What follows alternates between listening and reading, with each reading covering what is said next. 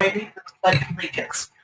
I pledge allegiance to the flag of the United States of America and to the republic for which it stands, one nation, under God, indivisible, with liberty and justice for all.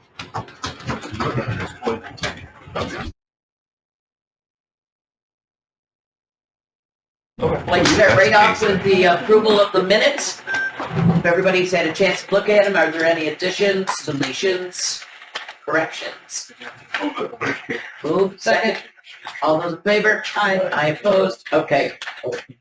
Let's go right into resolutions. EP1, resolution authorizing budgetary modification, Department of Workforce Development to accept additional revenue for New York State Systems Change and Inclusive Opportunity Network, basically New York Side. Motion to discuss? Second? Okay. What this is, it is $30,000 that is coming from New York Scion in the Office of Mental Health. And it is basically, we're receiving the $30,000 for, it's the authority to approve participation with individuals with disability.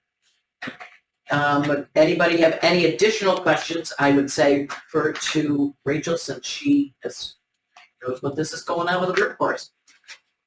No? Okay, all in favor? Aye. Opposed? Passed. EP2, resolution authorizing budgetary modification, Department of Workforce Development, memorandum of understanding with Manufacturers Association of Central New York for the Real Life Rosie's training program. Motion to discuss. Second. What this is, it's a Real Life Rosie's. It's to get more women in manufacturing. It is $35,400. What it is it's going to reimburse the workforce for helping women with either clothing, transportation, childcare, and then actually giving them incentives for 15 participants that they get $250 if they have less than 4 absentees from the class. They get another $250 if they get certified, and then $500 if they actually get employment. So I think it's a great incentive to have people into manufacturing, and we need that. If anybody has any other questions, once again, Rachel, could answer them more fully. Hearing none, all those in favor? Aye. Opposed? Carried. EP3, resolution authorizing budgetary modification accepting funds from New York State Department of Transportation and established Department of Health. Basically, we've received $851,539 from Department of Transportation, and we need it to be into mobility management, and so we need to establish a revenue and an expense line in the budget. Did I put for a discussion or not? Oh, yeah. No, I'm sorry. Yes, motion to discuss? Move it. Second. So I guess I just told you, basically it is an accounting thing. We're receiving the money, but in order to receive it, we have to have an expense and a revenue line. All those in favor? Aye. Yes. Opposed? Carried. EP4, a resolution authorizing budgetary modification transfer of New York State Department Tourism of Transportation CARES funds from the Department of Community Development, Tourism and Planning to the Office of Mobility Management. Motion to discuss. Second. It's transferring the remaining CARES money that we had, which was during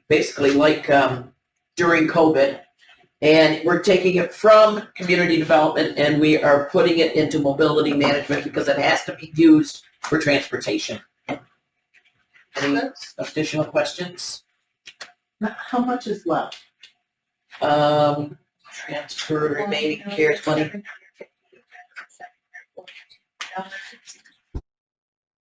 It's a good amount. The sole use of it is for transportation. So putting it into mobility management would be the most. All those in favor? Aye. Opposed? Passed. EP5, resolution authorizing budgetary modification, transfer of funds from the Treasurer's Office Insurance Recovery Account to the Office of Mobility Management. There was a hailstorm and there was hail that was damaged on the hood of the bus, so we had to get it fixed, and this is our receiving of the insurance money. Motion to discuss? Move it. Second. Anybody have any other questions about it? Those in favor? Aye. Opposed? Passed. EP6, resolution authorizing budget modification, Department of Community Development Housing Office. Motion to discuss. Second. What this is basically an accounting fixing. Is that correct, Veronica? Yes. It is just correcting a balance on two budget items. It was put in, the amount was put in incorrectly, so this is basically just a correction. Thank you, Veronica, for your diligence in finding these little things. It makes us all perfect. Okay, going right on to, oh, I'm sorry, those in favor? Aye. Opposed? Passed. All right. Last but not least, the new one is resolution authorizing budgetary modification to increase state transit operating assistance for the Office of Mobility Management. Motion to discuss. Second. What this is $500,000. I think this is STOA funds, has to be used for transportation, and it's basically an accounting thing. Yes, and just another, we're just getting everything where it should be. You know, we're all humans. Sometimes things go. Yes. And we actually received some additional funds this year that we weren't necessarily expecting. This is the way we were able to receive them and use them. Yeah, we always have to accept them. All right. Any other discussion? Those in favor? Opposed? Okay, well now, I would like to please introduce our guest. Dan Glinsky, if you would please introduce what you're going to be talking about with the Empire State Development. So glad to have you here. Thank you. What's the best way to address? Sitting, standing? I don't know how. Whatever you're more comfortable doing. Well, I'm going to sit. I want this to be more kind of a conversation. I did bring a few slides, but honestly, that's more just to kind of reinforce some of my talking points. And as a whole, I think we'll just, I'd like, ask questions. I know many people sitting around this table, but for those of you who don't know me, I am the regional director at Empire State Development. And I kind of said, who am I, why am I here? Which is a very fair question. I'm going to go through just a few quick talking points, and then again, we can make this a conversation. I'm not going to talk very long. I prefer to let you guys ask questions, me answer questions. But, just for those of you who aren't familiar with Empire State Development, which I'm sure many of you are, who are we and what do we do? What are some of our programming incentives that might be good to keep top of mind? Some of the programs we're going to talk about, the deadlines have passed, but we anticipate those coming back again next year, so things to keep in the back of your mind. And I do want to just touch on the pro-housing communities quickly. I know City of Oswego did get their designation, which is great, and they're being considered for a few grants because of that, and I want to make sure that other towns and villages that are considering, if you have questions about what it is and maybe what it isn't, then I can answer those questions as well. I'm not going to read this. This is the crap that they put on our website that no one really pays attention to. But ultimately what we are, I kind of joke and say that we're the gateway to New York State government because we're the folks, our office, who are on the ground interacting with you all on a day-to-day basis. Our main goal is to help our businesses, making sure that whether they're from, entrepreneur and startup to a mature business looking to expand, we're there to help them meet their needs. And whether that is accessing grants and tax credits so that they can do a capital project, buy machinery and equipment, expand their operations, attracting new businesses to our region. Obviously, Micron, is the big shiny darling of what is business attraction, but there's businesses all the time that are looking to, at New York State as a possible place to do business, especially considering a lot of the uncertainties around wildfires and tornadoes and hurricanes and weather patterns that we're seeing south, out west. New York State is and our water, of course, our water resources are a huge asset to us here. New York State is every year looking like a more attractive place to do business. So we're getting every week, Austin can attest to it, I'm sending new business attraction opportunities every week to his office. And anyone who would like to be a part of that chain, we send out just a kind of a PCC list of the requests for site selection. If anyone would like to be a part of that, we're happy to add you to that. So that's the main focus of what we do, but we also are getting a lot more into community development work. We work really closely with our partners at the Department of State for the Downtown Revitalization Initiative, New York Forward initiatives, and some of the other programming that our colleagues and our sister agencies work on. So a lot more, a lot of our focus for so many years was job creation. We just didn't have jobs here. We're starting to see that script flip a little bit. There are actually more openings today in Central New York than there are workers to fill those openings. And so now we start doing more of the work in workforce development. We had just 2 years ago created this Office of Strategic Workforce Development, which is under the umbrella of ESD. They're a separate organization that's run by its own executive director. And they've been working hard to implement grant programs like the Rosie's program to help create, not only train the workforce that's here, but then eventually we're going to need to attract the workforce into this area as well. So doing some of that workforce training, programming, and then how do we then build communities where people want to eventually live in and maybe move to? Because again, what Mike Brown's talking 9,000 direct jobs, 40,000 indirect jobs. We cannot fill all those positions just with the people who live in this area. So we're going to see a growth in our region. Estimates are anywhere from 60 to 150,000 over the next 20 years. And there's a lot of work to do to get our communities ready, whether it's building housing, infrastructure, wastewater. And so we do a lot of the work in that too, and trying to find resources, whether they're through ESD or through some of our sister agencies. I know you're all very familiar with the Environmental Facilities Corp and some of their water resources they have available. And so what we like to say is we want to be your gateway to New York State government, so that we can help direct you to the appropriate resources that might be made available. I always make the joke that I'm one of the few people who can say I'm from the government and I'm here to help, and people believe me. So that's who we are. That's what we do. Some of our main programming. Again, you'll notice that I apologize that it's kind of small to see. I'll make sure that you get the slide deck so that you can share it with anybody who's interested. Our main programming, especially for businesses, is our grant program and our tax credit program. That's kind of our bread and butter. We use it to help a lot of our key industries, whether they're in manufacturing or agriculture, or what we would call kind of smart systems. So anything that's related to drone technology, or what we call the Internet of Things, so how all of our stuff is interconnected these days. We're building a lot of that technology right here in Central New York. So we try to direct those to some of our target industries. We released just last year an updated annual report. I can again make sure that you get a copy of that as well. Inside of that, we list our target industries, some of our industry clusters that we see as growing and things that we want to make investments in. Biopharmaceutical type companies, life sciences, manufacturing, agriculture, tourism.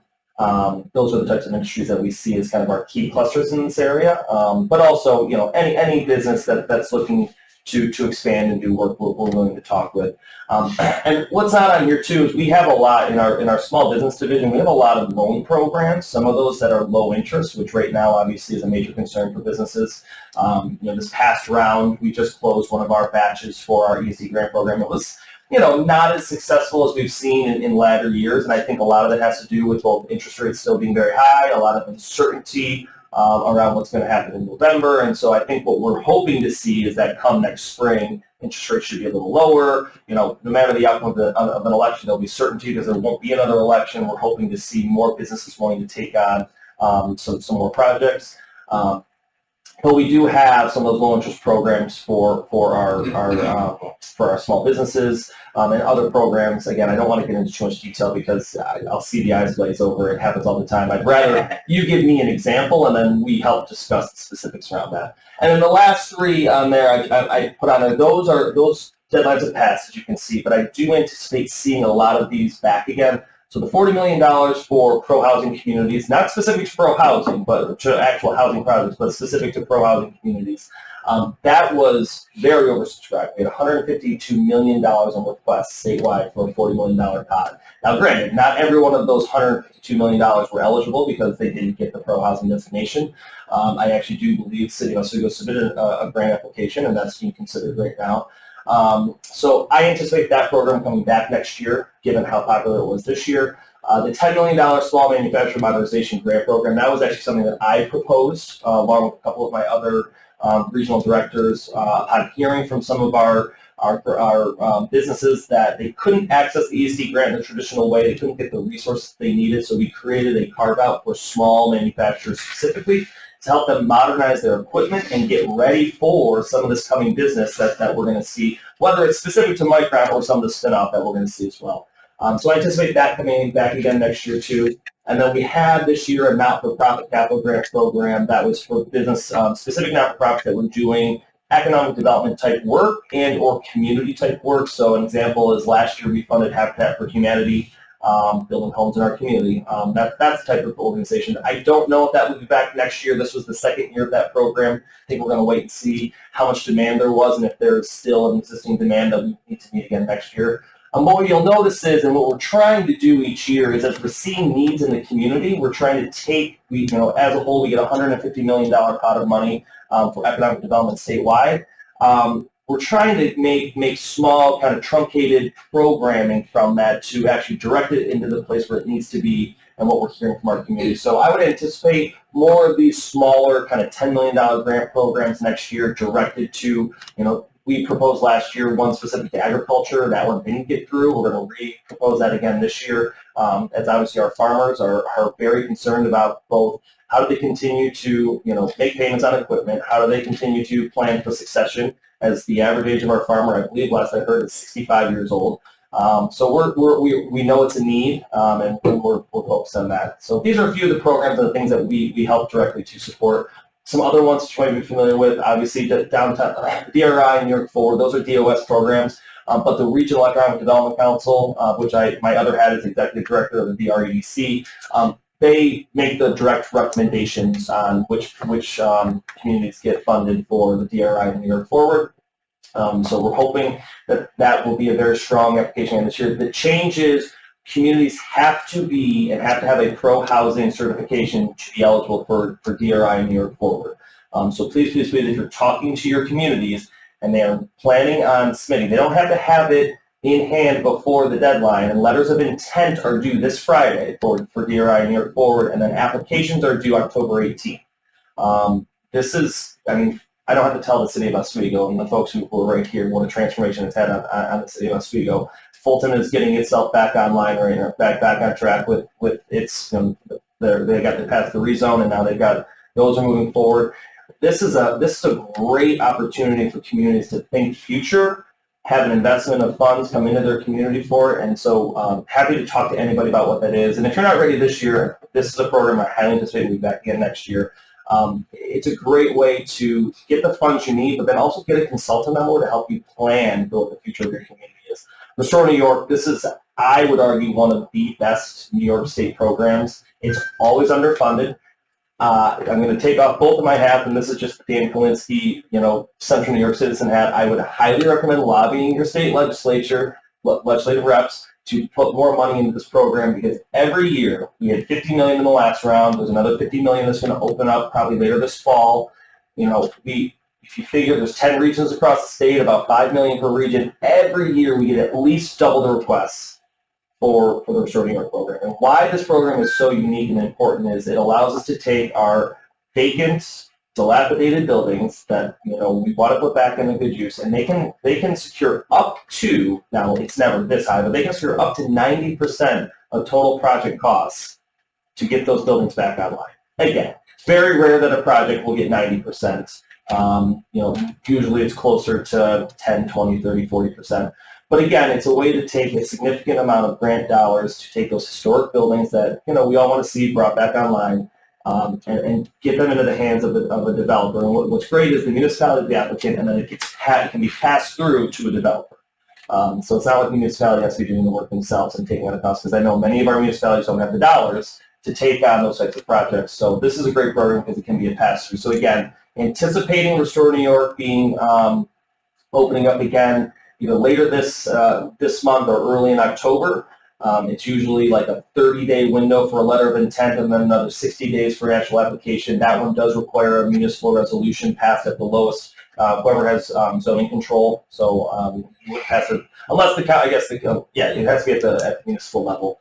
I've been told that you will not be required this year to be pro-housing, but if it gets passed through the budget again next year, they're looking at potentially adding a pro-housing designation to that program as well. And then again, last two, the strategic planning and feasibility studies, we've got grants up to $100,000, up to 50%, max at $100,000 to help, whether it's municipalities or economic development organizations with strategic planning and feasibility studies. So if you're looking to update your countywide comprehensive plan, we could offer a grant of up to $100,000 to help you do that. And I will tell you that this program is always undersubscribed, so if you are thinking about it, I would put in an application, because the money is there to be taken, and if we don't have it come to Central New York, someone else will probably take it.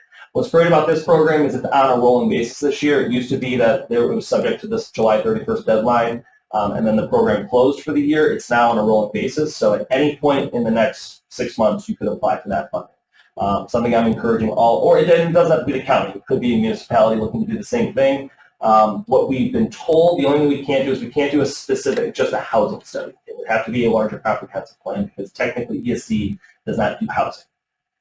I'm going to put that in air quotes, because we're finding creative ways to support housing, given that it's a problem.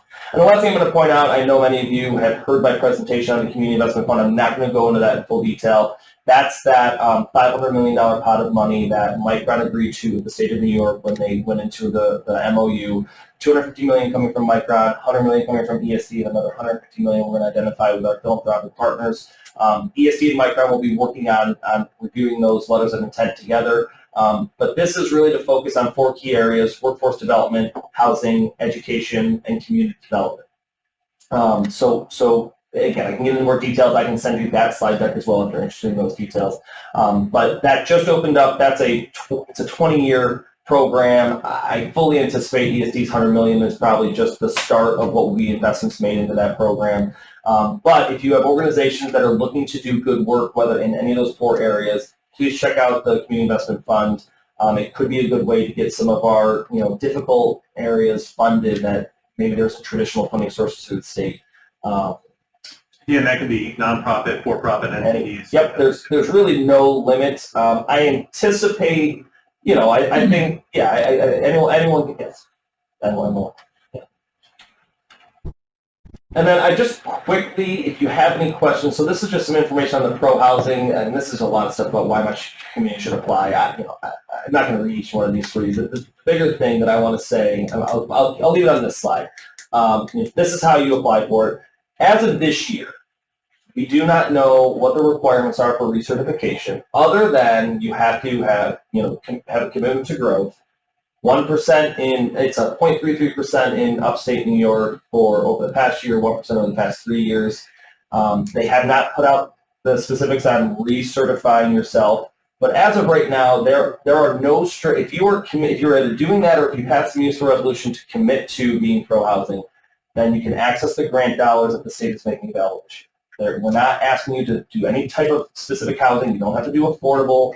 You don't have to do townhouses versus apartments. You don't have to do. You can do any type of housing you want, and as long as you're meeting the 1% or the 0.33% in a year, 1% over 3 years, then you will remain eligible through the program. And as you can see, there's significant grant dollars being made available specifically to pro-housing communities.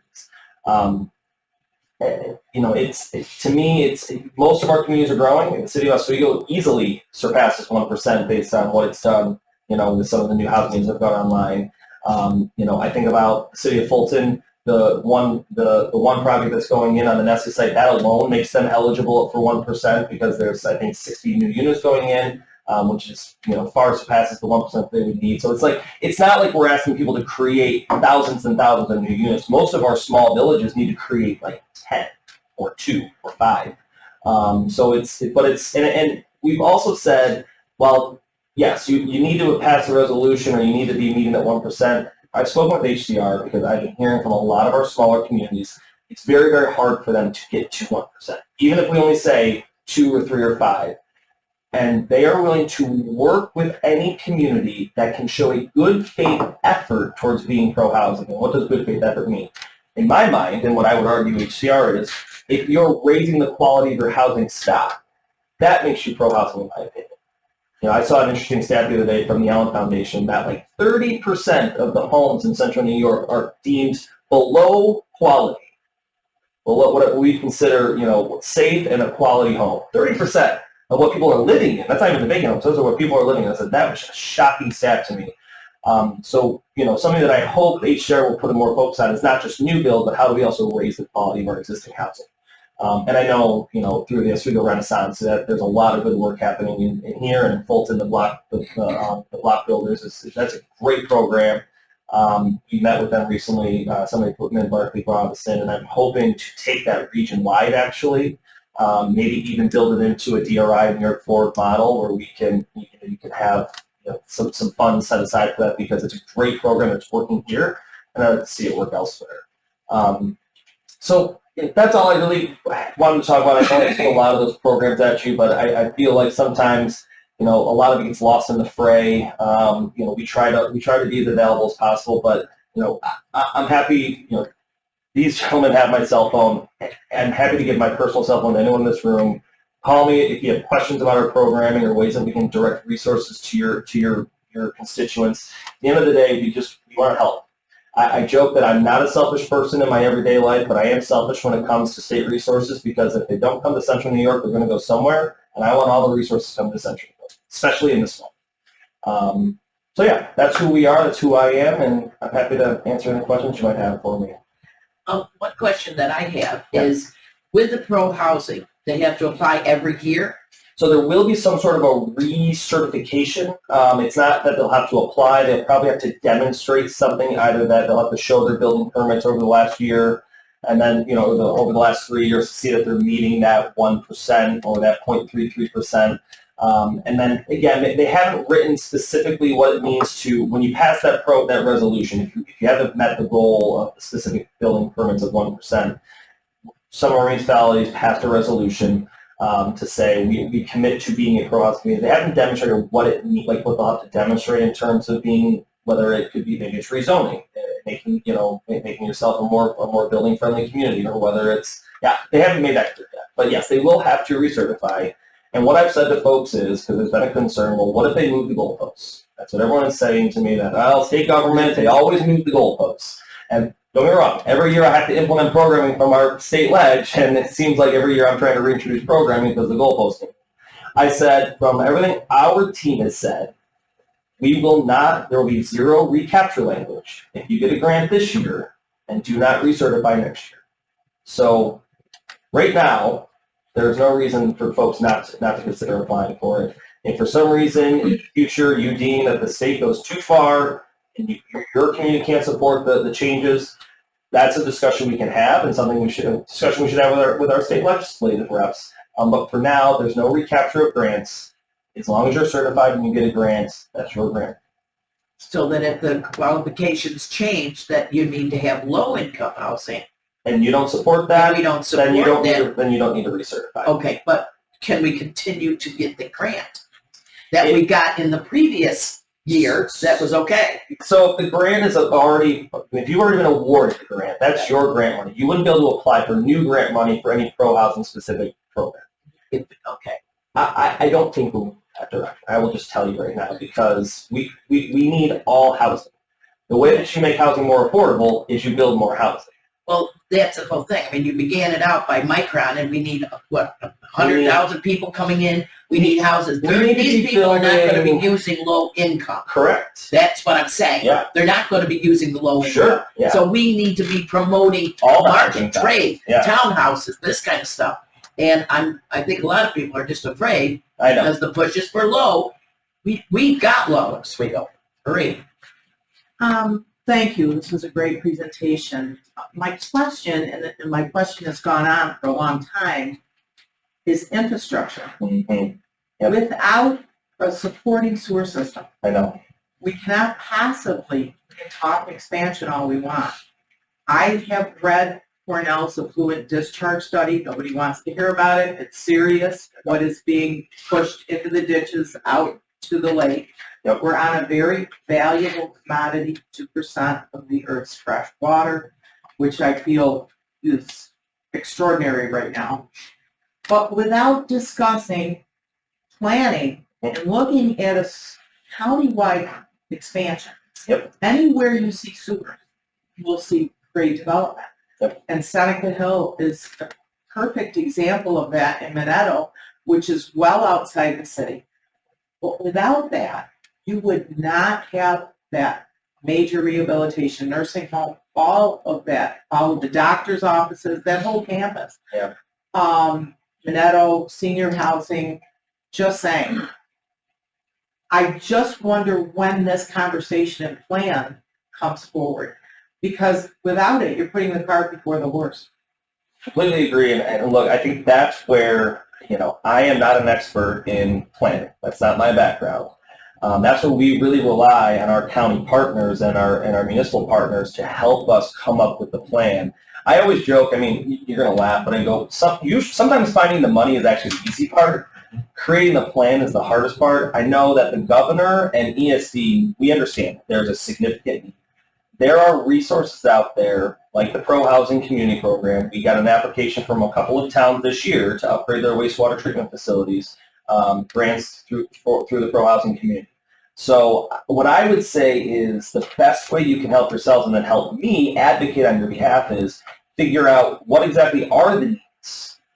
What needs to be replaced? What needs to be expanded? We're very much encouraging smart growth. So are there opportunities to build on the existing infrastructure, even if it has to be replaced? It's a lot cheaper to replace existing infrastructure than to build brand new infrastructure in the middle of a greenfield. Well, for example, Yeah. the city of Oswego has remained under consent decree year after year after year, trying to catch up to a very antiquated system that's difficult to track down. And some, I'm sure, goes into the lake still and overflows. What I think you have to look at are populated areas right now that could actually expand. You could put another property into use if you had the sewer system right in front of you. And I see a few sewer systems go, but they went over unused land. I think West College area, there's a line there. It certainly makes sense, but a sewage treatment plant is very expensive. We would require extensive planning and certainly probably need some funding and some help. So if you could direct us or help us expand all throughout the county, it would open up a tremendous amount. As a realtor, Oh, I got a call yesterday that somebody wanted a lot in Oswego town, but there's no sewage, so they can't put it out. well, a good system could cost you, depending on your location, $25,000 to $50,000. Sure. And I'll be honest, the programming does not exist right now for the amount of need for our infrastructure. And so this is, again, where I would recommend bringing this up to your state delegation, because I think you're going to need to see something passed through the budget that is a specific infrastructure improvement fund. Because I can help through the ESC grant program. I can throw a couple $1 million to a wastewater treatment facility. We helped with the Phoenix, the Phoenix wastewater treatment facility because it had an economic benefit by being able to expand the business part. I can come in with little bits of dollars here and there, but ultimately what you're saying is, there's need to be tens of millions of dollars made available, and also I think, it's going to have to fall, the county's going to figure out what is their ability to maybe bond for some of this, or, because the time is... Licensing is difficult. Sure. And I know, and you have a unique situation where it's not county-owned, they're owned individual. Well, Minetto has an extensive system. They could be doubled, but nothing's happening with it. And I feel it should be put into full play. It's right on State Route 48. It's right on the water. I really feel that is a worthy piece to expand. Any existing system should be looked at. And you could potentially, if this is something that you deem as one of the most critical pieces right now, you could tap into those planning dollars that I mentioned to do an asset mapping of your wastewater and water capabilities. What do you have existing? What needs to be expanded? Where are your points? Actually map out what are the ones that need to be addressed most immediately versus can wait. And that could be a good use of funds as well. And then we could take that internally. And look, I promise, if there's anything that is a concern, that I will raise it internally to my team. And there's considerable, influence of Well, I the think commissioner. Jim has some input into that. Well, first off, Dan, I'd like to thank you for coming. Yeah. It's good to see you again. Yeah, you too. Next part is I'm actually embarrassed and I gotta apologize to Bree for, apparently I didn't do a very good job of explaining the last couple months of what we do have going on. Okay. We are currently mapping all the sewer Great. facilities in our county, the capacities of each plant, where their last manhole is and where they can go. Perfect. There's a proposal even from the town of Hastings to potentially come down the railroad bed all the way from Hastings, North Shore Night Lake, all the way to the city of Fulton. We've had discussions with them about the capacity that the Fulton plant has and could we get into that, taking it then off. The DEC would very much like to have less plants, less effluents, less sulfur going into Oneida Lake because of the fisheries. Talking there at the DEC about this. So those are ongoing. Right. Now, having said that, we're 30, 40 years behind the times. Well, Marie is 100% spot on with everything she said, and I'm embarrassed that I hadn't told her, apparently, everything that is going on kind of behind the scenes. Does take time, does take money. Yep. But we realize that importance. We've gone and bought in effect, a handheld GPS unit, going out and mapped every single fire hydrant in the county, every single sewer, manhole, and the capacity of its plants. Tim's been working with our guy doing that, mapping through community planning. So we realize nothing happens without the sewers. You can't tell these big box stores, apartments, whatever, that, oh no, up here we just dig a pit in the backyard. It's not gonna go for that. Is Lake Ontario being included in this? Well, it eventually has to be because all the DEC permits in the EPA, you get into, in effect, the Oswego River, after the United River, Oswego comes up those things. So that's one of them considerations, how much effluent you put in. There's criteria on the bend of that river that it may come out on, and we have to be cognizant of Oak Orchard, which is on the Dr. County's plant, which they'd like to expand. And the Dr. County had offered to us that if needed or if possible, we could even tap into their system for sewers. So Is this going through infrastructure or? well, right now, it's really kind of just in the planning stage, trying to figure out what we got. But then we have not met yet, but we've created that water authority board. We have statutory authority to have water, and then we're going to expand that into infrastructure, broadband, water, sewer. Seeing I've raised this issue for years, it's going to be great if I find out more about it. We're we're not even to the first step, but we got a map. We're a step next. So. Well, I hope Lake Ontario is included as it is a critical body of water. It truly is, because we need to make sure that any effluent we send that way is treated to the best of our ability, because the intake for it was out here too. We don't just turn around and send it back. But so we're looking at all that, but there's a lot of nuances thing as far as intakes, who has them. It appears that Aqua's going to expand their system. They already have a night right away from they're probably going to put in another. One of the questions is, does it make sense for Oswego County to be in that water game? Yeah, it does. Well, if we're going to be in it, just to be in it, just to say that we're in it, what's our game? Right now, I live in the southern part of Oswego County, Aqua customer, it's flawless. Turn it on, the water comes out, it's horrible. If we're going to get it, Syracuse so that we controls can, our water. if we're going to, well, I understand, but if we're going to get into the water game just so we can see Oswego County on the side of a truck, unless we're offering less price or better product, what's the point? My only fear with Aqua would be that my car is going to take so much water, they may come up, my thought, say come up with a moratorium. And they say no more for anybody else till we cure our. So in that regard, yes, you're absolutely correct. That's war. Yeah, yes, it really is. My concern as well is, and I don't know all the chemical particulars, but what Micron sends back, the filtration is so critical that unless it is policed at all times, it can be very significant. They're going to have a wastewater treatment facility on site. But too. we can't have them police it. It must be an independent third party. Well, anything that they try to no discharge back into the Oneida County or the Onondaga County system will be tested. So By whom? by the wastewater facility in Onondaga County. Ultimately, the DEC lives in And yeah, But I mean, if you read the book, which I'm sure not that many people do, but my mother was in the chemistry field and she would look at SED rates and everything. Oh, she was alive. I can promise you, the eyes of the nation are on this Micron project. They're not going to get. They would go up significantly every year. I mean, They won't be able to cut any corners in this. I mean, they're right now going through their seeker reviews, and I mean, they're tens of thousands of pages are being submitted. So I agree.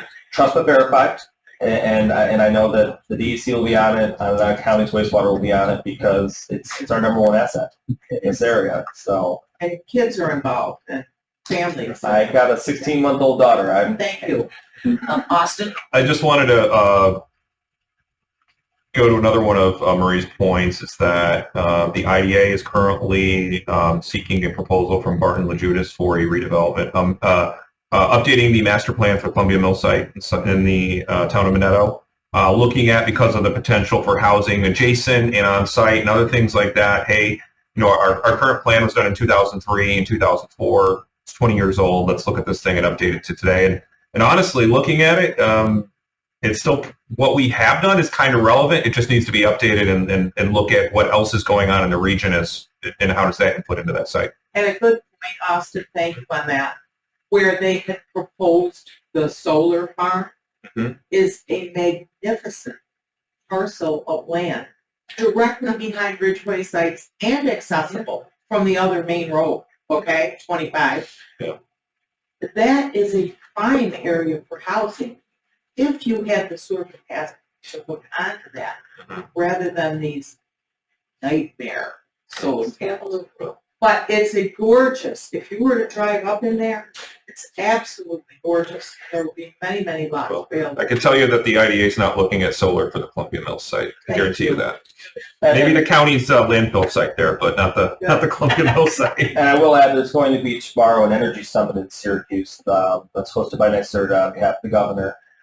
They have 2 panels specific to nuclear, which I'm sure will be great to hear from here. So hoping that I mean, it's going to have to become a part of, I think, the state. I don't know. I'm not going to speak on behalf of the state. I don't want to say it, but they wouldn't be having panel experts on nuclear if it wasn't going to be something that's considered as a part of the future of how we become Clean energy, we get it to New York City. Correct. And I know some of those leases are coming up in the next few years up here, and so hopefully it's something that can be considered for. Yep. Should probably tell you prior. That's okay. We can speak after if you need to. Turns out Oswego County wasn't even invited. Nothing.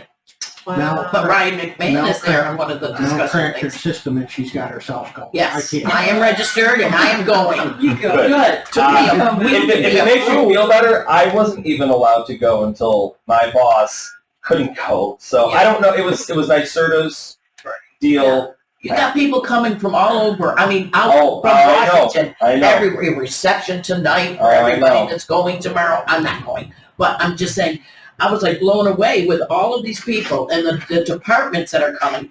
Nothing for Oswego, but Onondaga County is I there. will. Why? Why Onondaga? I will make sure. I This will is a make nuclear sure. plant. And look, Austin and Tim can speak to it because they know me the best.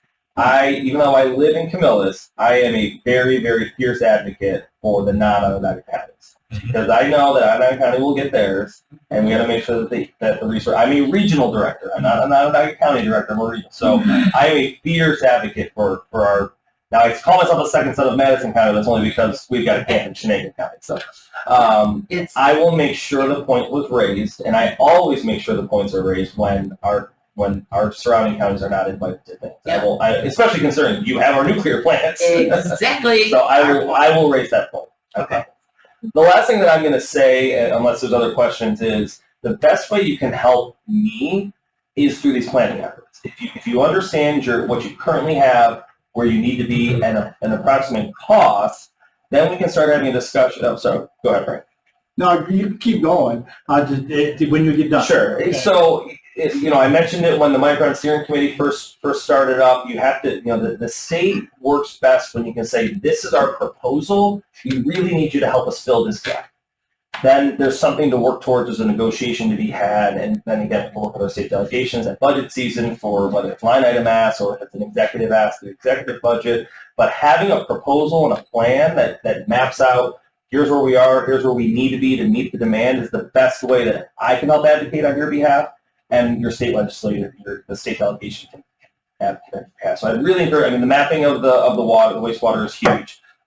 But similarly, if there's sites that you want to have future development of so that you can attract some of these supply chain companies, or if it's new housing units and you want to get sites ready, the dollars are, it's ironic how ESC works, but the dollars to do the site preparation are actually more prevalent than the dollars to build the housing units themselves. So, and please feel free to reach out at any time. I want to be a resource to you all. You can either work through Austin and Tim, or you can call me directly. I'm grateful to you guys. I meet with them all the time. I'm happy to also give you all my cell phone, and you can call me. and I want to be a resource as you can help. Go ahead, Frank. Okay, nice to see you. Good to see you too. I just want to take another little path. Net Tool and Die, didn't they get a Restore New York? They got multiple grants from us. Yep. Very good. Very happy with that. I thought, Austin, you had applied for a Restore New York grant for the Nestle site.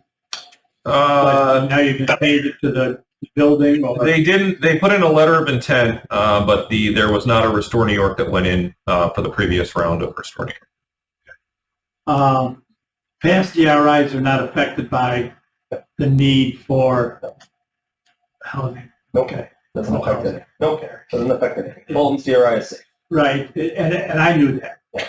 But I'm sure you're hearing from your constituents. No, there was some kind of false narratives put out that we had to do this in order to be able to get that. Okay, and I kind of knew it wasn't. And to go back on what Mel said, 60 units that's going to go in there. Okay, low income housing. Okay, it's very upsetting to us. Okay, and I'm sure that there isn't a person in here that is happy with low-income housing coming into their area. But we still could. It's not low-income housing. Well, it's affordable housing. You can. But the average salary of a Fulton teacher or firefighter will qualify for all of those units. Right. I mean, it's housing that is affordable for our working class. Dan, I know we're already we've been back and forth on this for a long time. Okay, you can change the dress on her, but it's still the same person. Okay, my point is that there isn't the city of Oswego has how many dilapidated houses, bad houses. They've been taken over because of tax foreclosure or whatever. Okay. Enough of them to probably get to the 1%, okay? And City of Fulton does also. The problem is, the reason you're getting the affordable housing, as you guys call it, okay, is because they can apply for tax credits, okay? The average builder, what does he got, okay? What does he have to come in? Fulton has, I know, 45. Mayor just said there was 55, okay? 45 houses that have been taken because of tax foreclosure, okay? If you redevelop those and made those single-family homes, they add to the tax base, okay? 60-unit affordable housing is going to add $50,000 to the tax base just to Fulton, okay? I don't know what Oswego's their pilot agreements are or whatever, what they want to call it. I'm asking for, both, not just for Fulton, but for all of Oswego County, because how many houses did we put on for resale and tax foreclosures? All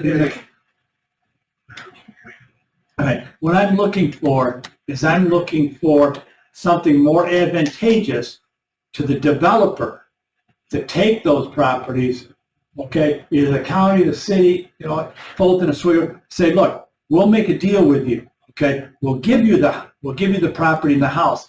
You develop it into a single-family home, first-time home buyer, get money onto our tax rolls, start from there. We'll reach the 1% that you're, required for the pro-housing community, and that's what you saw what we went through in Fulton about the rezoning. Now, if they had just made it, the Nestle site, duplexes, they were owner occupied, okay? They would have flown through in a heartbeat, okay? But it didn't, all right? We fought, okay? We want development, the whole county does, okay? But we want it on our terms, not on somebody else's terms, okay? We're very hard-headed in Oswego County, okay? Yeah. We want what we want. We don't want what you want, okay? We're very happy with what we're getting, okay? We just got, what, how much money did we get from Schumer, from the federal government? Well, don't say it was Schumer. It's $2.5 million.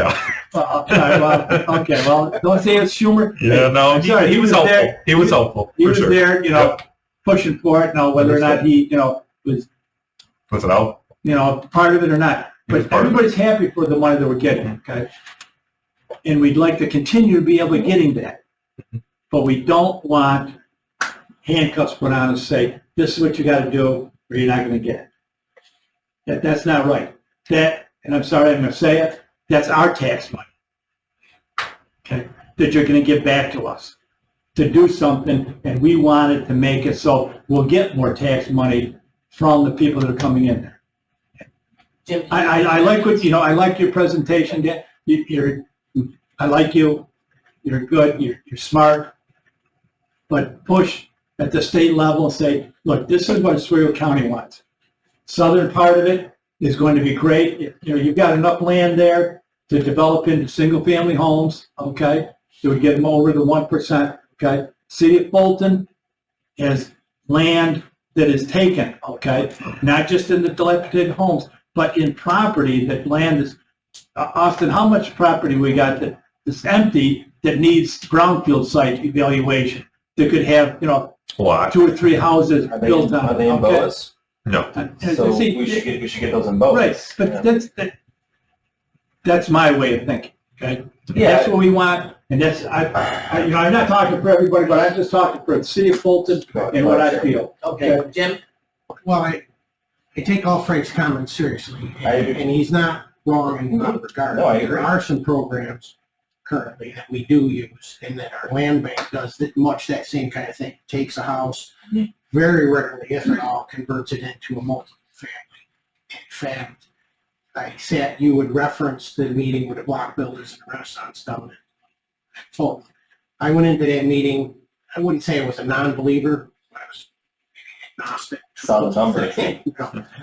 Afterwards, I went out, I talked to I think it's Tina, whatever her name is. They gave me streets to go down. Blown away. Right? Could not It's believe it. amazing the effect. It's amazing what the block builders have done there, Renaissance people here. Yeah. And why I bring that up is Paul, the guy from Renaissance here, mentioned how many homes that had been purchased as a 2-family and converted back to To single one, family. yeah. That is amazing. But terrific program.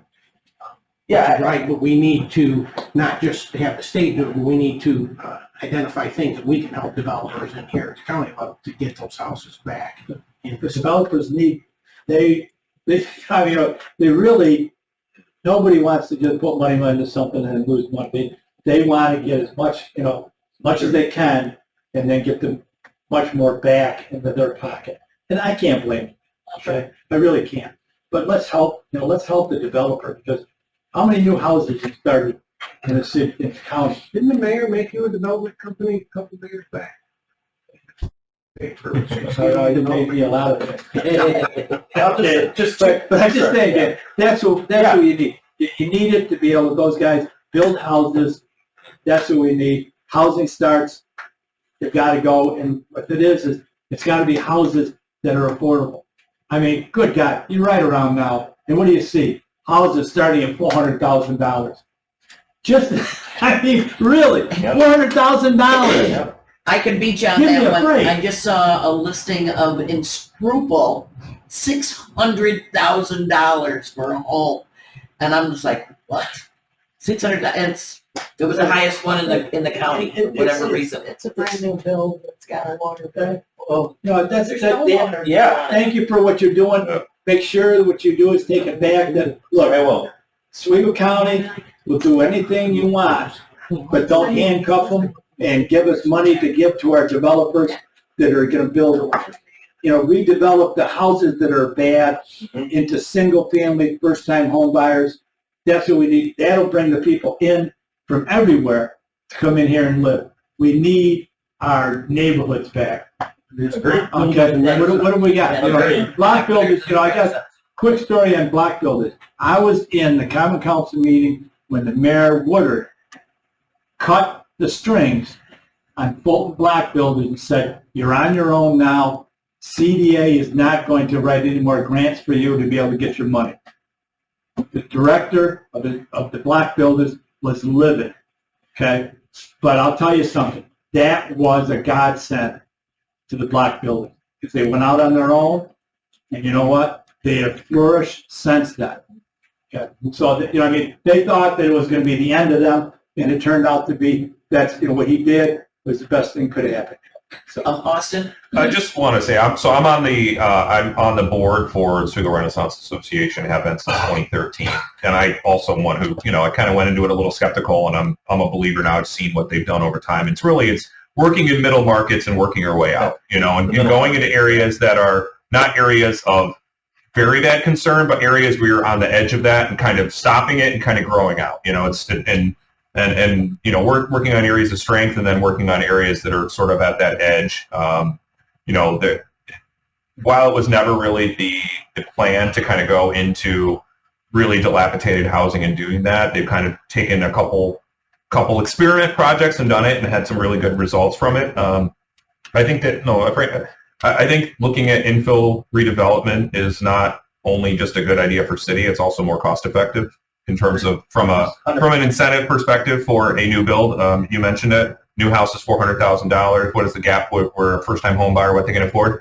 Not even $200,000 and you're afford. So it's just the numbers don't work. But if you do an infill redevelopment, maybe you put $15,000 to $25,000 into it to improve it, and then you turn around and you sell that house for $160,000 to $180,000, somewhere in that range. That's affordable. Yeah. You know, and you've also taken a property that maybe it's paying taxes, but it's paying taxes based on a $40,000 assessment. And you put it back up to $140,000, $150,000. You created additional revenue. So those are all good ideas. It's just how do you get the state or whoever to buy in to say that's something that we can incentivize. if the state buys into the same plan that the Renaissance and the block builders has, whereas, well, see, the block builder says dollar for dollar, it's not, it's 50 cents on the dollar. If the state said to a developer, okay, we will give you 50 cents on the dollar that you redevelop this house, okay? He puts in $50,000, he gets $25,000, he sells it for $175,000, which is now, I mean, that's reasonable. Right now, $175,000. He makes himself a good profit, and that's a good idea. Come back with that kind of an idea for the builders, okay, that will take our houses and redevelop it. I've said, thank you. Just two quick points. You know, one, I can only look at the programs that are passed in the budget each year. So I'm limited to what I have about community tools in my belt. So again, I would highly recommend, and I'm so glad that Assemblymember Barkley brought us all together to talk about that program. So now he's aware. If our state delegation doesn't know about these things, then they can't possibly think about them on a larger scale.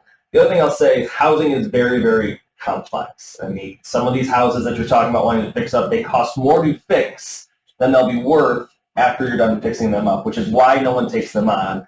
The high costs of construction materials, interest rates right now make it so that minimum 3 units per acre is what I'm hearing is what you need to actually to make it where they can turn a profit and also keep it at somewhat of an affordable rate. So, you know, developers are only thinking in terms of how can they put the most amount of units on the small plot of land, because that's how they make money. They're not going to consider redeveloping neighborhoods that are, you know, extreme dilapidation, because again, unless you can remake entire blocks and CBZ, you know, you need an example that housing strategy hasn't changed. The same study that they did for the block building back in 2004 is the exact same strategy they just gave in the city of Syracuse about secure your middle to just below average neighborhoods first, and then work your way out from there. So it's complicated. There is not a funding mechanism from the state right now, and I guarantee ESD probably won't be the agency to do that.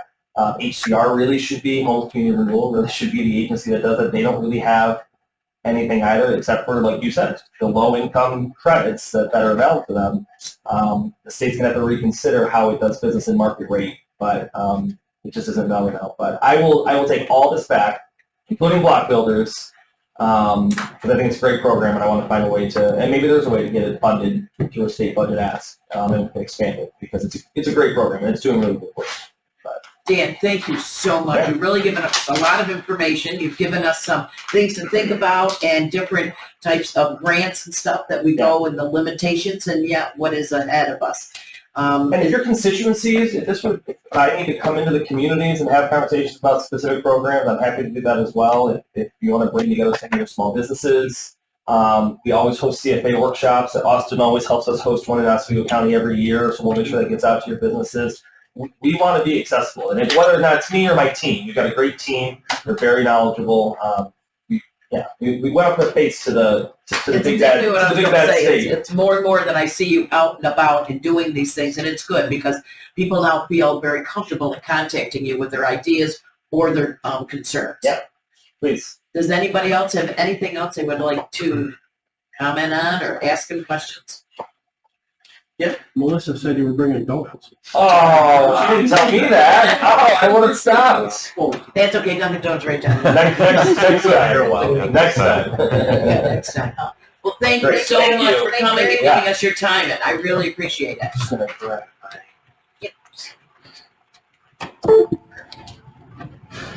And Raven will give us copies of the. Yes, I will share the slide deck. Were you communicating with Melissa on this? Who was?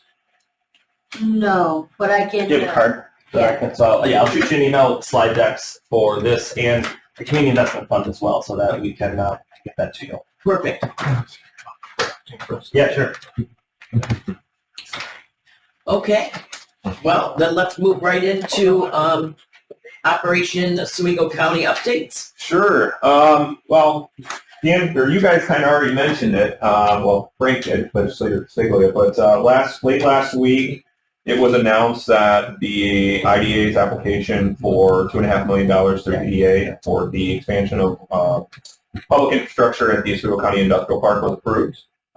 So that's great news. We've been working on that for well over a year, and to see that kind of go forward is a sort of a monumental step towards the expansion of that industrial park. Still some other things that we are working on related to that, but I can say at this point our plan now is to get shovels in the ground in early 25, probably spring of 25, now that we know that funding's there. So before I was like, I couldn't tell you when that would happen, but I think that's important to tell you, but also to be able to tell developers, businesses that we now know when things are going to start and when you guys can start planning around.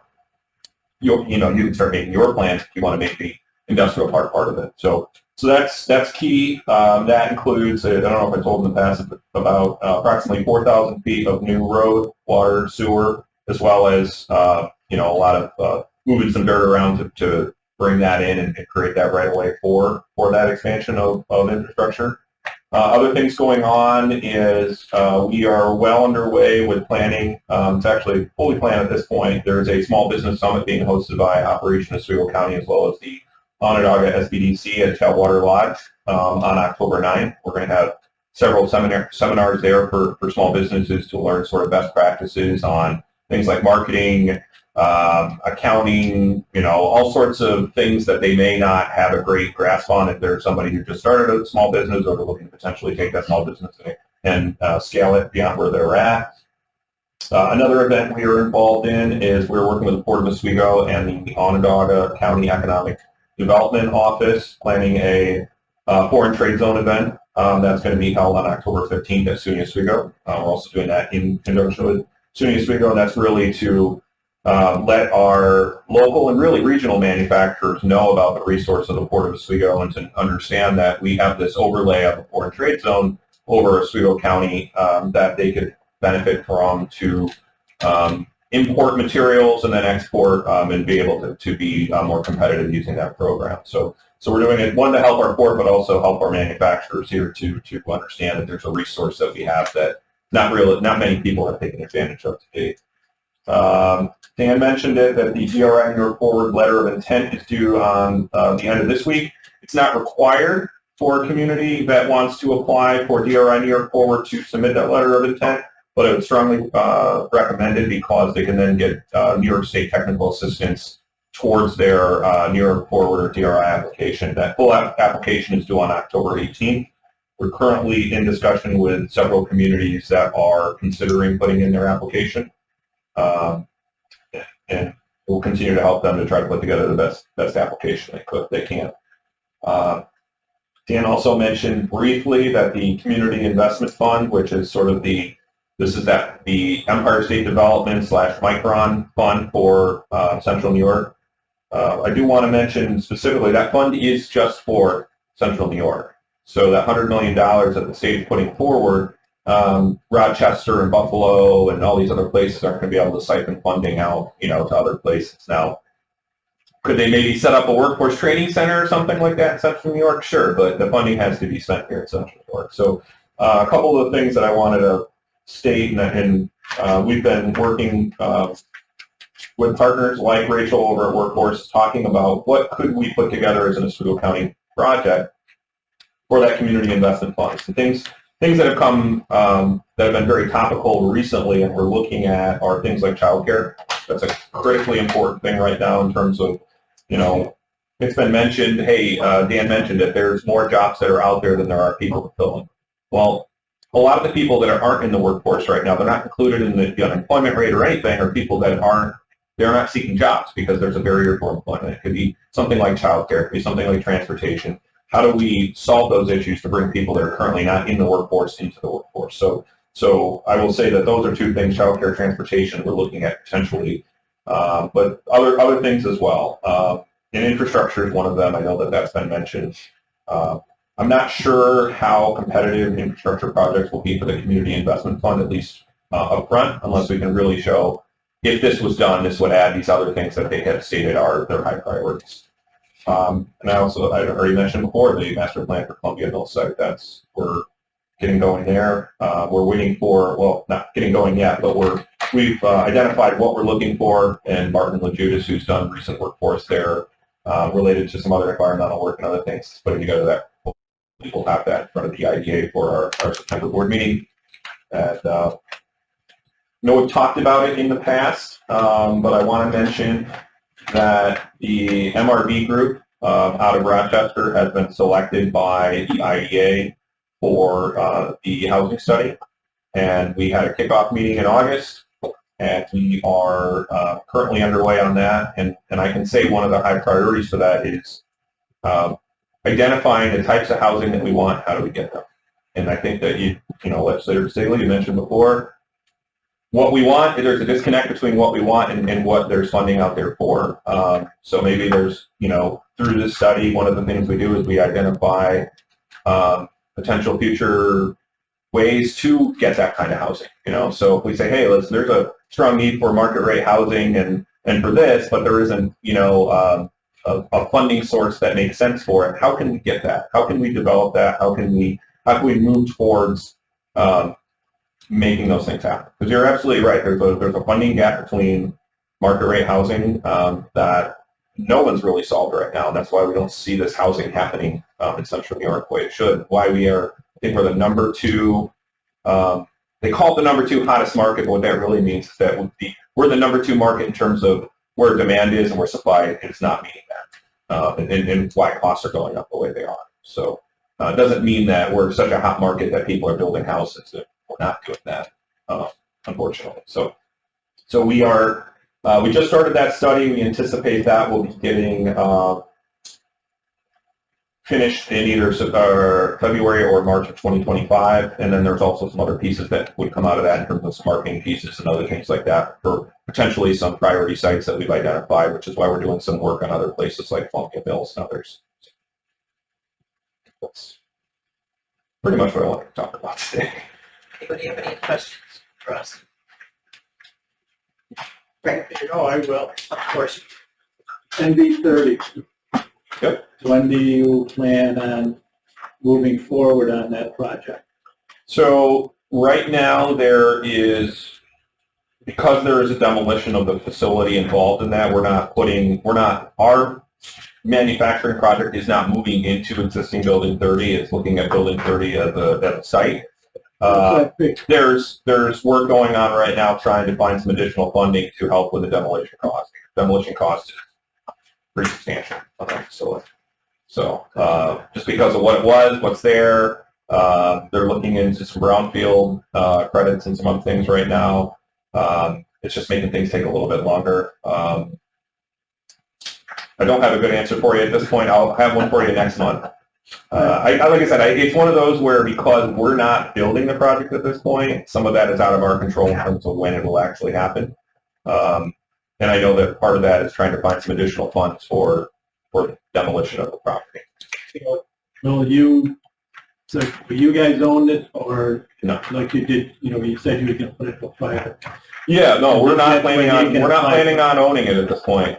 It's gonna be owned by, it would be owned by CDM, and, we would assist them in terms of identifying and bringing, potential tenants and projects to the table, but it wouldn't be owned by us. So, sorry, I don't know if that's what you wanted to hear or not. But. Well, no, I wanted to hear when we're gonna be, because everybody's gonna say, what's wrong? You know as well as I do what happens with both. Everybody wants to know what's going on, Understood. okay? The deals were made, nothing's happened, what's happened? Okay, but the only thing I was upset with, we made the deal with, build it and all that. But, I just think that, there's a lot of things that you guys are doing, okay, that are good. I just have questions, as everybody does, okay, about when is it gonna start, when are we gonna start seeing things move forward, okay? So, that was my biggest question for you, is that. That's, No, everybody's mind and full to, I get it. there was a big fight for a long time, it, and now what's happening? I don't know if you have any insight into what CDM and is going to do with their building of their 60-unit project. What I would say right now, I know that with them, That's got to be a brownfield site also, right? it's different because it's a parking lot.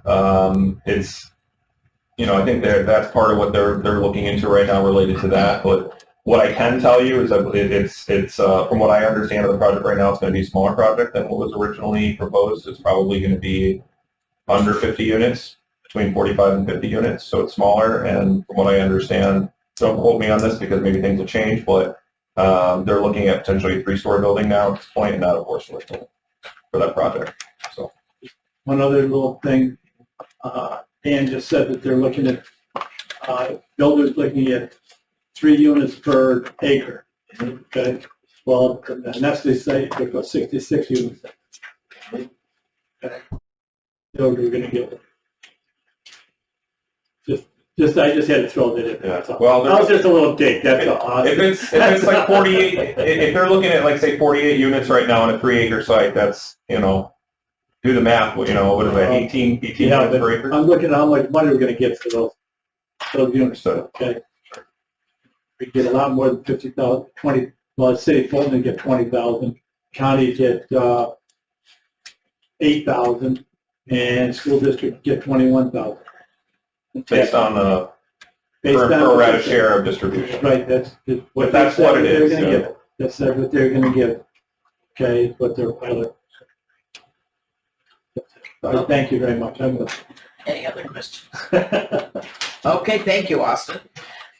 Workforce development, Rachel. So just passed out to you all our Save the Nation flyer for our job fair that we're having December 18th. From 2 to 5, it is at the Fulton Ice Rink this year, so the memorial. We have invited over 100 employers at this point. And we're rapidly filling up. We can fit a lot in there. So we will have an updated flyer as we get a little closer. With some of the industries that are going to be represented with 100 employers are represented there. So we're hoping for a good turnout with that. And we are partnered again with Inner Harbor Media. You see the logos at bottom for all their radio stations.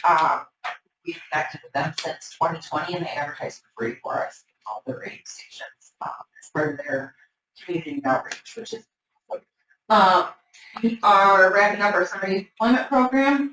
We ended up with 120 kids placed around the county, and we actually had a review from the state last week. They gave us all files, work sites. I got a call yesterday. There was no issue. So Perfect.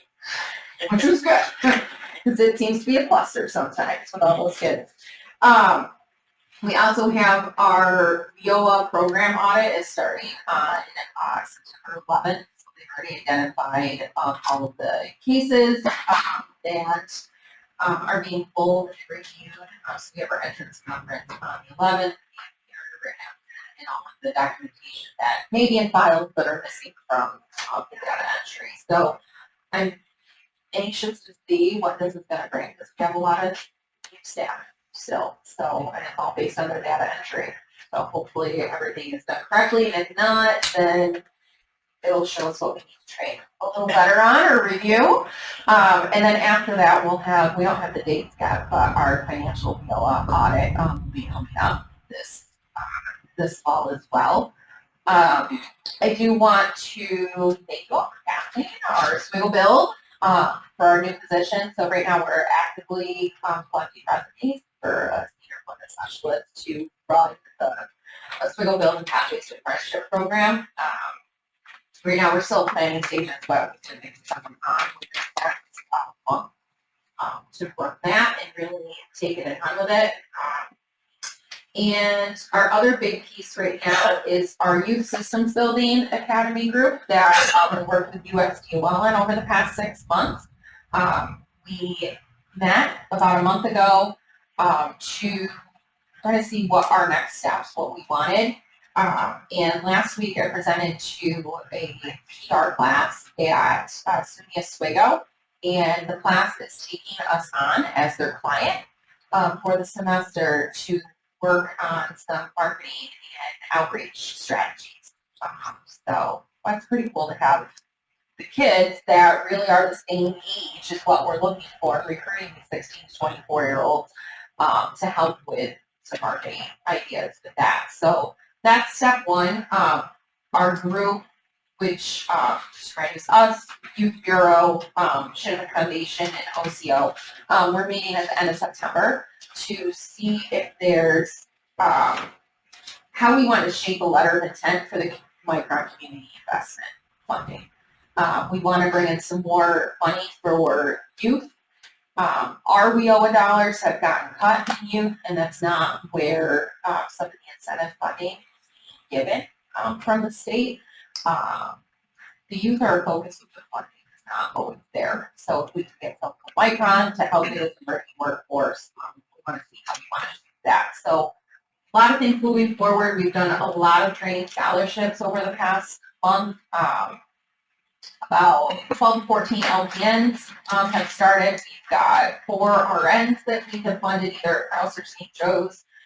We've got 6 paramedics coming up through. All but 1 are already employed at mentors, so it's about feeling for them. 1 is employed elsewhere. And we also have welders coming through at this point too. So we got the extra $200,000 of field incentive funding, and we've actually spent the majority of it half on the half, which is awesome for folks. So that there's one in green, post green. Great work. Training them out. And actually, one more thing, we're partnering with BOCES and bringing together a lot of the companies in the area that work with HVAC at the end of the month to try and reintroduce their HVAC program. Because right now, the only HVAC program in the area is at OCF BOCES, and they just don't have the capacity for the demand at this point. So we can bring it back to Oswego County, it's just going to help. Any other questions? Okay, thanks, Rach. Promotion and tourism. So I think just for time purposes for today, we're going to just quickly skip over tourism and planning. Only a couple of things I want to give you an update on. The comprehensive plan you heard Dan talking about. The legislature did authorize funds for that. We put it out to bid. We had 4 respondents that we are considering currently, with the hope that we will award it the October legislative meeting to get our comprehensive plan up to the decades. We have been working with other towns and villages, encouraging them as well to do the same. And we have, as Dan mentioned, we can encourage them to apply for those funds from the state to help them out with it. We, as the legislature, also have authorized that we're encouraging a participation, and some funds from ARPA will go to help that out. So if you know of any of your communities that are interested, we're talking to probably 15 of them, I would say, somewhere between 10 and 15. Let us know, help get that done. Put them through Austin or through my office to help right here. Now, can the county get any of this money, or is it only for municipalities? Well, it could have been. We are down the path already at this point for additional funding. It's being funded through our budget funds directly 100%. Had we wanted to wait another 6 months or however long it takes to get forward, we could have. So they won't like reimburse. They will not reimburse it. And They want to be the front end of it if we have the funds already earmarked. And the last thing, everybody is invited Friday to the National Marine Sanctuary event is happening at the Hill Pier. 11 o'clock is dedication, 12 o'clock is 3 o'clock is celebration. 12 to 3 is the celebration. Where is this steel pier? Cut Hill, Cut Hill, I was like, steel. down in the marina, Okay. west side. Tim, Just a have all towns, villages received a letter or direction on this? Yeah, so we sent out a survey to every planning board, supervisor, I believe town clerk, I think got it as well. It was a survey that essentially gave them all the updates. It talked about the pro-housing designation. It said if you'd like any help with that, let us know. Then we followed up with outreach to anyone who did not get back to us. As you can imagine, those who didn't get back didn't follow up on didn't return our call either. But I would say I think we had like 14 on responses. If you're curious who hasn't responded yet, or if one of your towns or villages hasn't, we can talk about that too. But I think I've had 8 visits with the town boards or their planning boards to talk to them about pro-housing, but also You let know that Manetto was one of the active. We talk to them once a week, probably. Somewhat like that. They've done a good job. Swedish actually is in the process of doing their own. They had already started a comprehensive plan and an LWRP with regional planning. So we'll work with them as well. Your towns are good. Thanks. And that's it for us. Okay. Anybody else have questions for Tim? Okay, let's go right on to mobility management. Good morning. You're still here. Yes, I'll be here until I go to the library. Okay. Not today. You're not talking about Not today. Not today. Okay. I know. Not this kind of labor. No, I follow you. Yay. You guys are here. We had a great turnout for the New York State Fair transportation. We were able to do 2 buses for Central Store Phoenix, 2 buses for Fulton, and 2 buses for Oswego. We had calls. They wanted it to be 4 days. Hey, we're going to start small, but we could definitely expand it next year. But we were filling up the buses on the first couple of runs. Yeah, we wanted to make sure we had enough capacity to take everybody home next year. So we had lots of fun standing by. Drivers did a great job communicating back. And everyone was able to be dropped off. So it was a great trial run this year. We are very, very close to finishing our Innovative Mobility Grant. So this is a grant that DOT released. We are working with the grant writers on this, and they're doing a fabulous job writing this grant and getting ready to submit it. Now, these are the grant writers that we have here. Yes. Oh, excellent. Yes, they've been wonderful to work with, so that kind of work with them, reach out because they're amazing. But the grant is going to cover 100% of any capital or operating projects that we have that goes towards micro mobility, which is our access service. So what we're applying for is 2 small vehicles.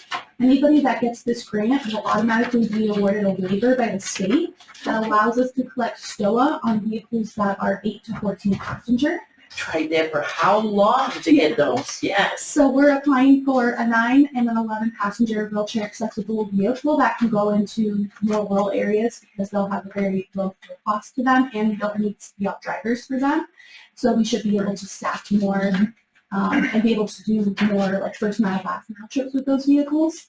And then we're also applying for a technology add-on. So this technology add-on is also through VIA. But if we get the grant, we will be able to add a mobile ticketing option through this. So instead of having a completely separate vendor, people can purchase bus passes off of their phone. What we're doing with the grant. We are doing the NOAA tour tomorrow, so that is all ready to go for the Marine Sanctuary folks, so they will be riding our buses. We put tote bags on each one of the seats, so tourism sent a bunch of promotional items. We put our promotional items, so when they get in there, they'll have some brochures about the county for tourism, and they'll have some transit stuff in there that they'll get to take home with them. So that tour is set tomorrow. Now here's a question, inside of our buses, I know I haven't been in like a Central bus in years, but they used to have advertisements. Do we have advertisements? I love this question because we were just talking about this. So we actually have some funding that's set aside for transit marketing. That was specifically set aside, I believe it was 2020. And it's a good chunk. It's about $68,000 that we kind of were able to find. I wasn't realizing it was there, but we have this money. And our idea is we would like to put in our new buses only, because old ones are going to be retired out, but digital screens that can display different advertisements, and we could have our community partners advertise for free, like our other county organizations, and we could sell advertisements to other people that can rotate quarterly on this screen, and that way we can update them from right from my computer. And we can change them as often as we like. We can create another stream of revenue, and when you have just like the sticker, it's kind of set in stone for a while. You gotta keep changing it out, and then you leave it there, somebody's got the wrong information, and they get mad. Yeah, so we're thinking let's go digital. We'll mount them in the buses, and that would be a nice little stream of revenue. You got a captured audience, use it. You're stepping in for tackle on Friday, so thank you. If anybody would like to come, it's at Steamers from 1 to 3 this Friday. So kind of after the dedication, but in between the celebration for NOAA. It's kind of like da-da-da-da-da-da. Yeah. We did put a couple flyers in here for you guys. So the first set of flyers that you see is just unique ways that we've been encouraging people to use our access service. Stop and shuttle flyer for Aldi's and one for Walmart. So pickup right now these are both on the same day, but it's at Towpath Towers and at the Maples in Fulton. And so when people are able to be picked up in groups, it makes it a lot easier for our scheduling.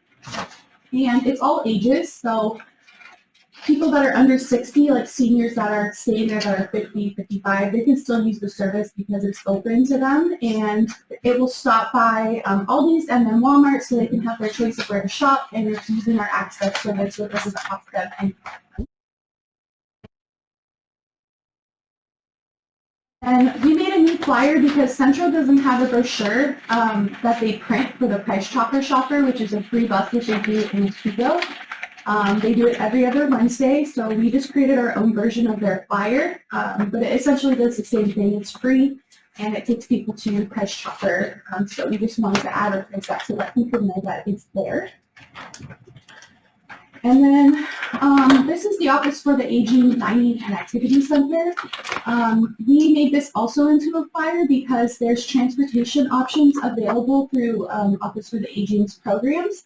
And so they offer transportation to their dining centers, but some of the days also offer a shopping trip after the dining center. And so we wanted to make sure people knew that there was another bus that could take them shopping if they can't make one of these other days. And they live at a facility that they know exactly where, which part of their community offers that additional shopping day.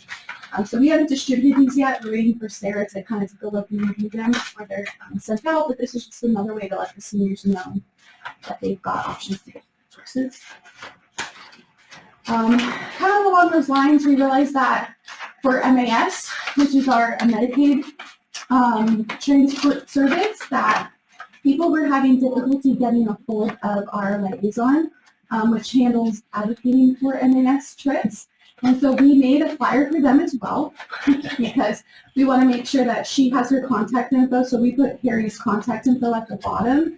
So if people are having issues, whether at the Department of Social Services and they can't get a hold of MAS, they have the liaison's contact number that can help advocate for getting some of their 2020 or 2015 forms pushed through or whatever they can help with.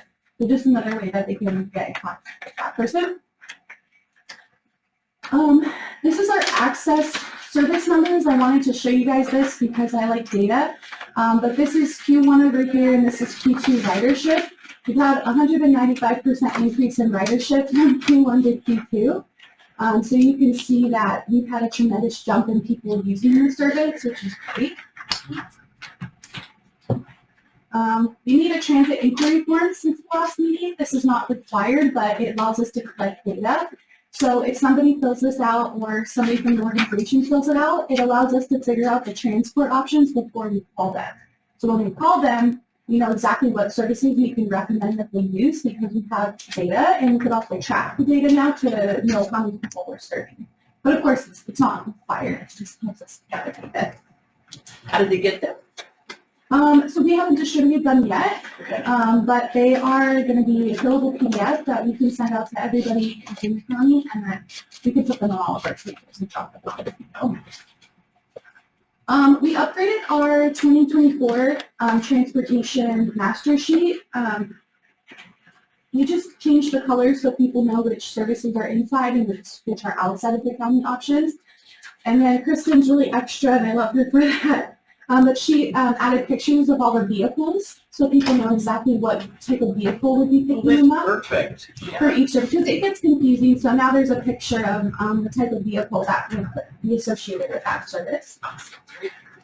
And then lastly, I just put my second quarter DOT report. We're required to do this every quarter for our grant writing.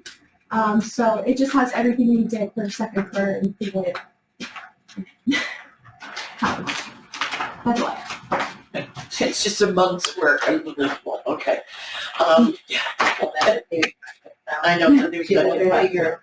Okay. I see Bird Scooter. Yes.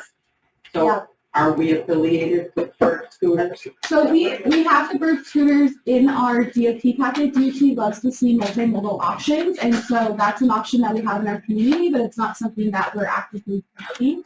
But we haven't distributed any of those brochures, but they're in there because they're one of our transport options, and DOT likes to do that. Super dangerous transport. Yeah. Lots of people coming to a theater near you. We did talk with the county attorney. He reviewed everything, and he didn't have any issues with it. With getting on board with Bird. No, with Matt, but you're going to Oh, okay. essentially it's saying it's there, not saying that we put it. Yes. Our name is not on it. Thank you. Frank.